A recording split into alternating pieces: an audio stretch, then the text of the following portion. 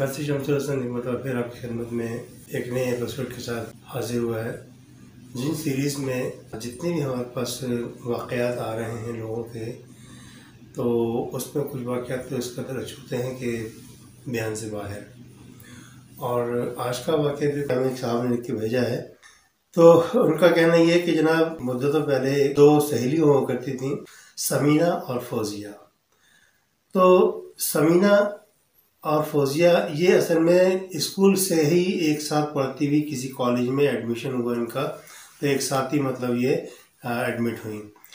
फौजिया जो फाइनेंशियली कुछ मुस्तहकम थी बनिस्बत समीना के, अगरचे दोनों की जो फैमिली थी बहुत बड़ी नहीं थी, छोटी छोटी फैमिलीज थी। फौजिया को कोई बहन भाई नहीं था, पोश इलाके में रह रही थी, जबकि इनके ददियाल में एक बहुत बड़ा ज़बरदस्त बेंगलो था जो किसी नागानी वजूहत की बिना पर इनको वहाँ से आना पड़ा, क्योंकि कुछ ऐसी आपको मालूम है कि बहुएँ होती हैं जो सास की ज़्यादा बातें बर्दाश्त नहीं कर पाती, या उनमें विल पावर ज़रा कम होती है इस मामले में। तो ऐसे ही इनके साथ हुआ कि फौजिया की जो वालदा मोहतरमा थी वो बड़ी फैशनेबल, इसी तरह फौजिया भी उनकी यानी जो नक्शे कदम पे चलने वाली लड़की थी, तो ज़रा ज़ुबान की तेज़ तर्रार थी दोनों माँ बेटी। तो ये कुछ अरसे वहाँ रहीं, वो बर्दाश्त इनको नहीं हुआ, तो चनाचे उन्होंने वो मकान छोड़ के शहर में एक मकान ले लिया, जहाँ पर से उसका कॉलेज भी बहुत करीब होता था, जबकि समीना है वो शहर ही में कहीं ना कहीं करीब में रह रही थी उनके। तो बहरहाल ये काफ़ी अरसे तक ये साथ रहा इनका। और जनाब एक मरतबा ये हुआ कि इनके यहाँ कोई दावत का एहतमाम हुआ। दावत किस किस्म की थी? दरअसल उनकी जो दादी थी उनका हो गया इंतकाल, और वो जो मकान था वो काफ़ी अरसे यानी तवद्दो के बाद ख्वाहिशात इनकी बहुत थी शुरू से कि वो काश दादी अपनी ज़िंदगी में हमें बुला लें और बड़े जैसे हम चाहें रहना उसके मुताबिक हमें वहाँ रहने दें, लेकिन ऐसा नहीं हुआ। लेकिन जब दादी का इंतकाल हो गया तो पीछे कोई वारिस ही नहीं रहा बेंगलो का, तो चुनाचे फिर उसके कानून के तहत वो उनके हिस्से में आ गया। अब जो लीगली जब इनकी वारिस बन गई वो माँ बेटी, तो वहाँ वो जाते ही सबसे पहला काम उन्होंने ये किया कि एक दावत का एहतमाम किया। होना तो ये चाहिए था कि जब कोई इंतकाल कर जाता है तो उसका एक सोग होता है, तो उन्होंने बहुत थोड़ा जल्दी की। तो उन्होंने क्या किया कि 8-10 दिन के अंदर अंदर उन्होंने एक पार्टी का एहतमाम कर लिया। फौजिया ही का सारा मतलब क्रिएटिविटी थी जिसके दिमाग की उसका था कि जनाब ये होना चाहिए, हल्ला गुल्ला हो, ये है वो है। लेकिन माँ को अगरचे मना करना चाहिए लेकिन उन्होंने मना नहीं किया और ना अप्रिशिएट किया। बहरहाल किस्सा मुख्तसर के समीना को भी इसने बहुत दावत दी कि भी जल्दी एहतमाम कर रहे हैं पार्टी का, उसमें यह कि आपको लाजमी आना है, और न सिर्फ आना बल्कि आपने पार्टी के बाद कम से कम 4-6-8 दिन 10 दिन रहना है हमारे साथ। तो उसने कहा कि भी मेरी तो बहुत मुश्किल है, मैं तो नहीं आ पाऊंगी, वालदा तो मेरी जानती थी, मेरी वालदा सख्त है इस मामले में। समीना ने बहरहाल जब वो बहुत ज़्यादा उन्होंने इसरार किया फौजिया ने, तो बहरहाल उन्होंने कहा कि चलो ठीक है मेरी वालदा से मालूम कर लेती हूँ, अगर वो याद देंगी तो मैं लाजमी आऊँगी। अभी जनाब मोहतरमा फटाफट तैयारी, उन्होंने एक बैग पकड़ा और जनाब मेरी अच्छा एक दिन पहले उन्होंने दावत दी कि बिल्लो आप मैं आऊँगी लेने आपको। बहरहाल दोपहर तक तशरीफ ले आएंगे, अपनी गाड़ी लेके आई। अब शहर से तकरीबन 2-2.5 घंटे के मुसाफिर पर उनका घर था। बहरहाल वो पहुंची वहाँ पर, लेकिन बहुत कम आबादी थी उसके इर्द गिर्द। वो उस इलाके में जनाब मेरी वो उनका बेंगलो था। अब दादी मोहतरमा उनकी किस तरीके से वहाँ पर रही होंगी अकेली, और वो बिस्तर मर्ग पर काफ़ी अरसे से थी। सोचने की बात यह है कि थोड़ा सा देखा जाए तो इनकी वालदा ने जुल्म किया, थोड़ा बर्दाश्त करती।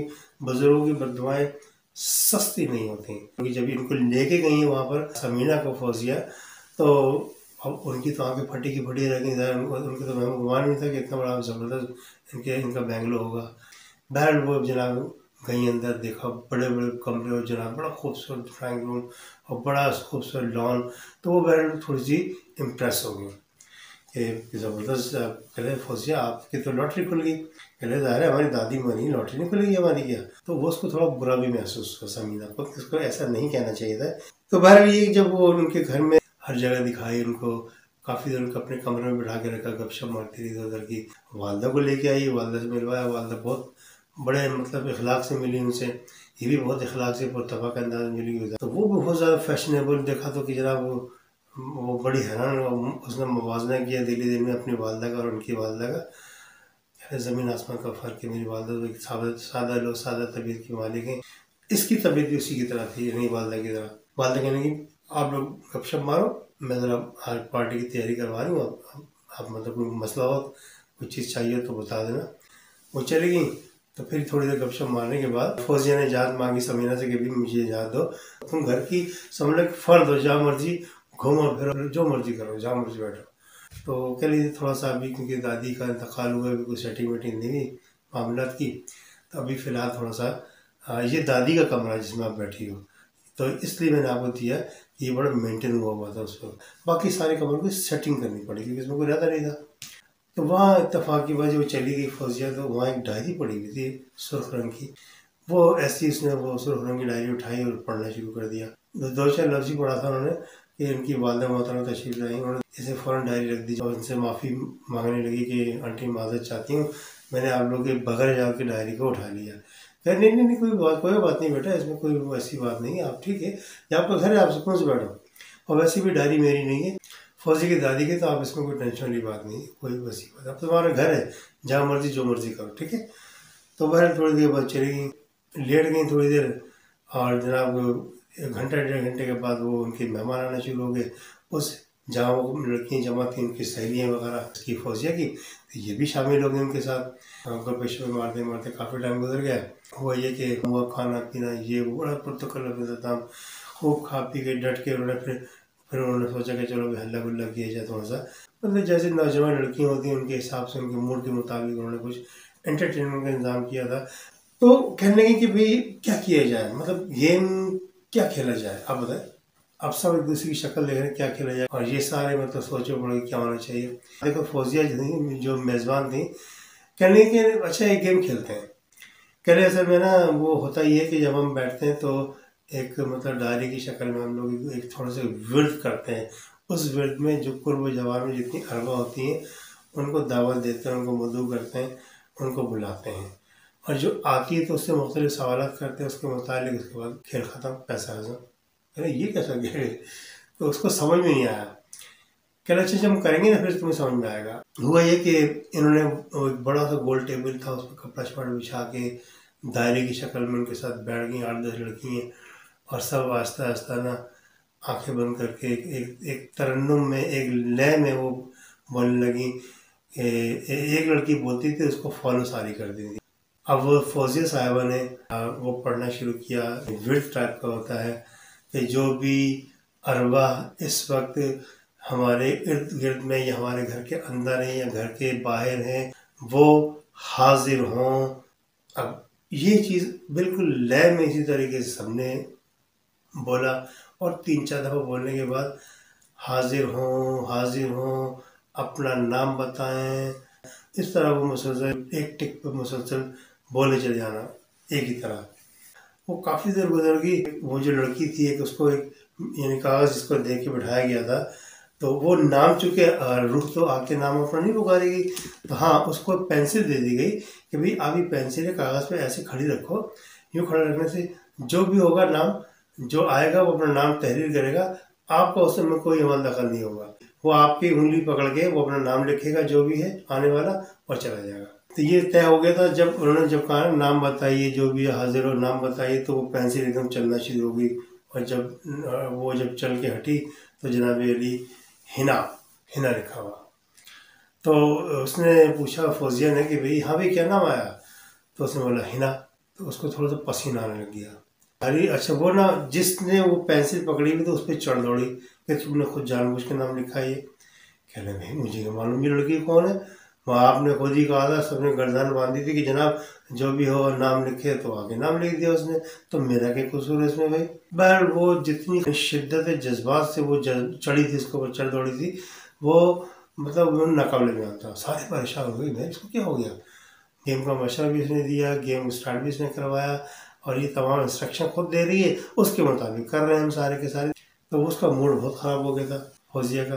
कह अब क्या करना, बंद करो सारे ये सब, और तब के वहाँ से चली गई। ये परेशान समीना यार इसमें ऐसा क्या था, इसमें ऐसा क्या, वो अपने कमरे में सीधी चली गई।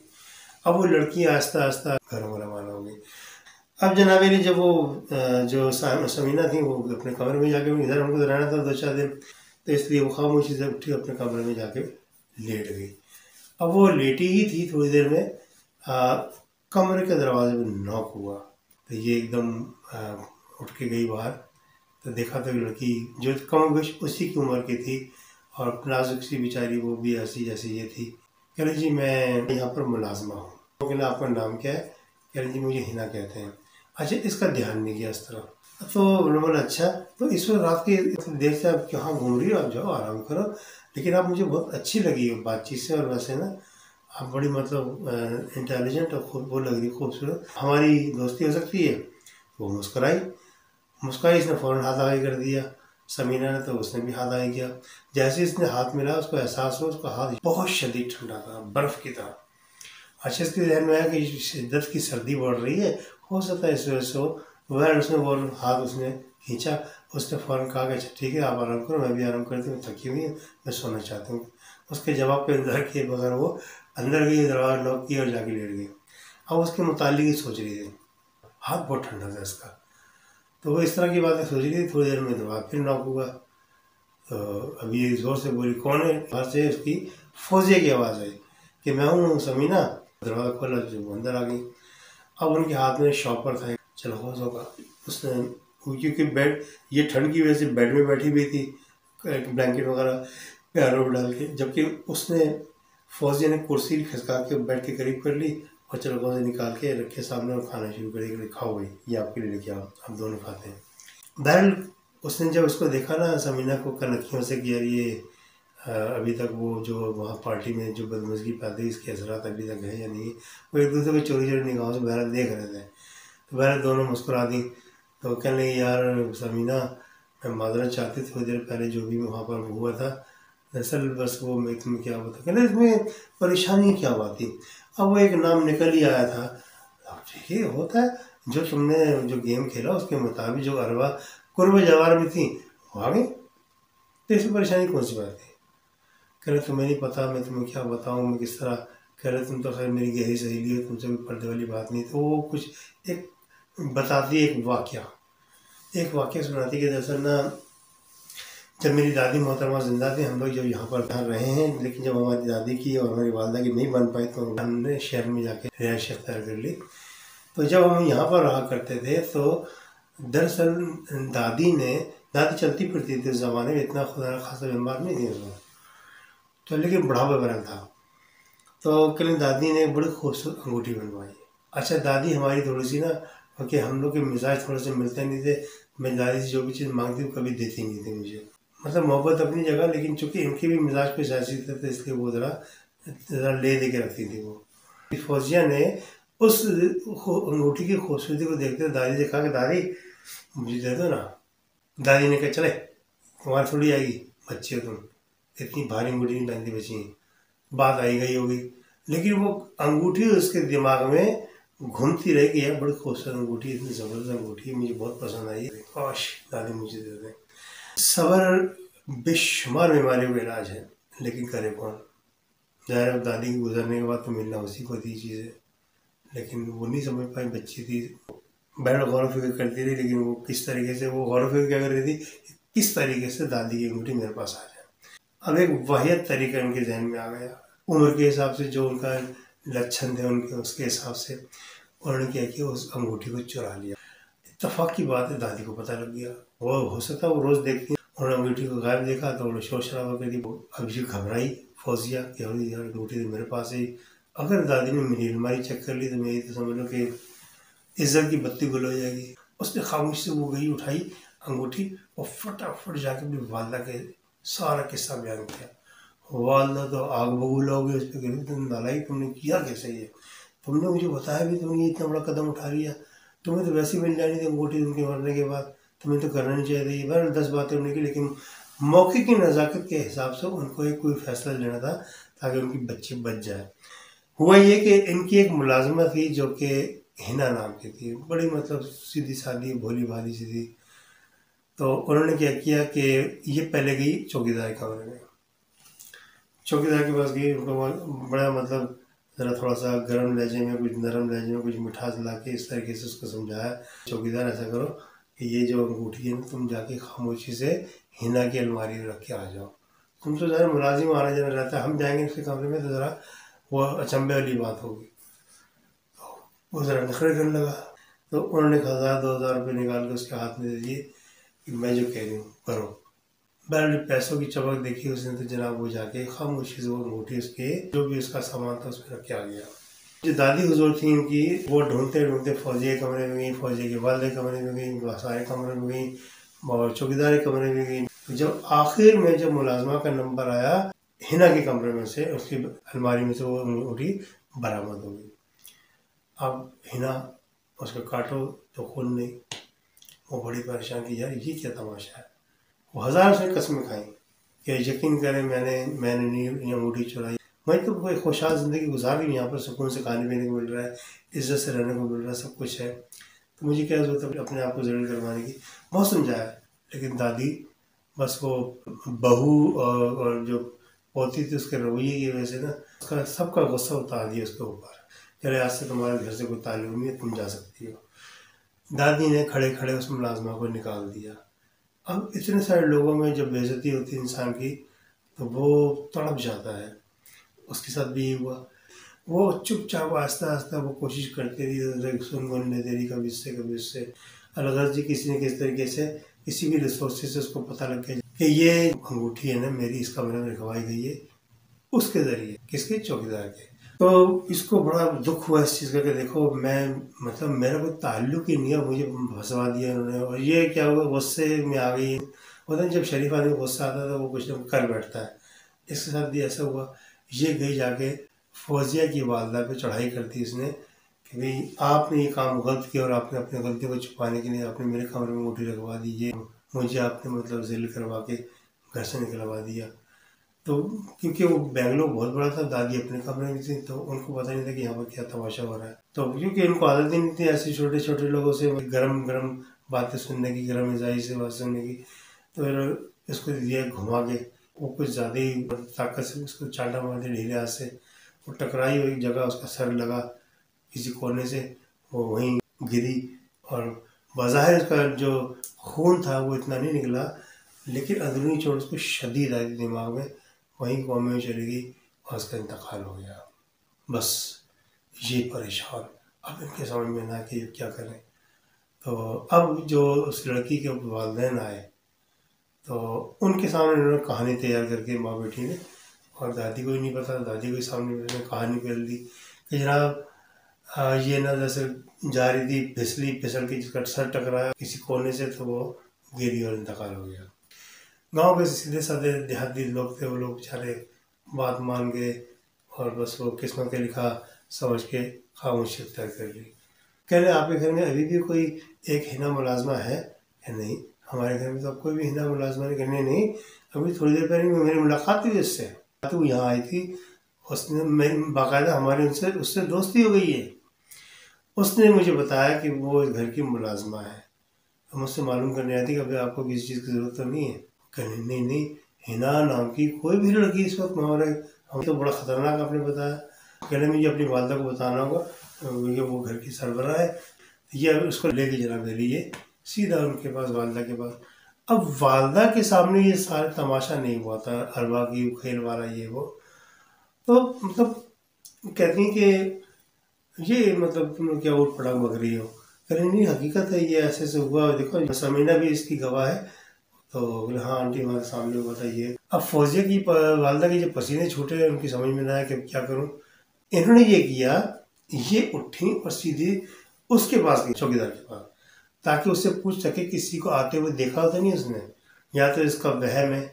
लेकिन जब उसने हुलिया बताया उसका, समीना ने, तो उन दोनों माँ बेटी के पसीने छूट गए, नहीं हुलिया तो वही है। अब उससे कंफर्म करने के लिए गई वो कि भाई कोई किसी को आते थे नहीं देखा उसने। जैसे ही उसके कमरे में इन हुई है, देखा तो वो बड़े उल्टे और जना मेरी उनकी गर्दन कटी हुई थी।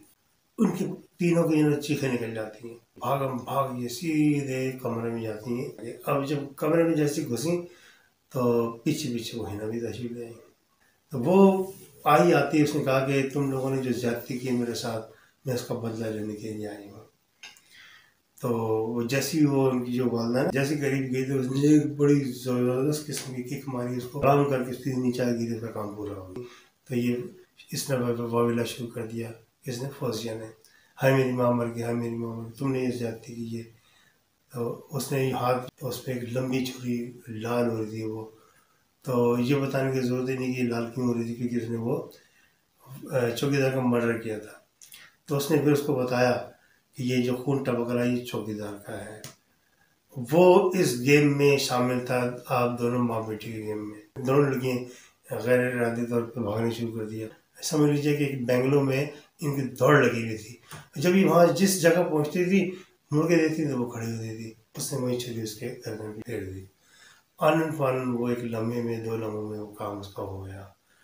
कि नहीं, समीना हक्का बक्का परेशान, यानी उसकी समझ में ना कि ये क्या हुआ, यानी उसका अकल तस्लीम नहीं कर रही थी कि आनन फानन ये क्या हो गया। बहर उसके बाद वहाँ से हुमा चली गई और ये कह के गई कि मेरा काम यहाँ पूरा हो गया है। ये तीनों अफराद मेरे कत्ल में मुलव्विस थे किसी न किसी तरीके से। तो बहर ये जनाब फौजिया की जो डेड बॉडी थी उससे समीना लिपट के बहुत रोई। बहर आखिरकार तकार कर वो बैठी दाएं बाएं आगे पीछे। उसने जब नज़ारा किया पूरे बेंगलोर का, तो जब वो आई थी तो उसका क्या था, जब ये मतलब ख़त्म हुआ मामला का तो क्या था, वो बड़ी परेशान। बहर ये जैसी बाहर निकली, वो टैक्सी इसने देखी, वो टैक्सी को हाथ दिया, सीधे अपने घर।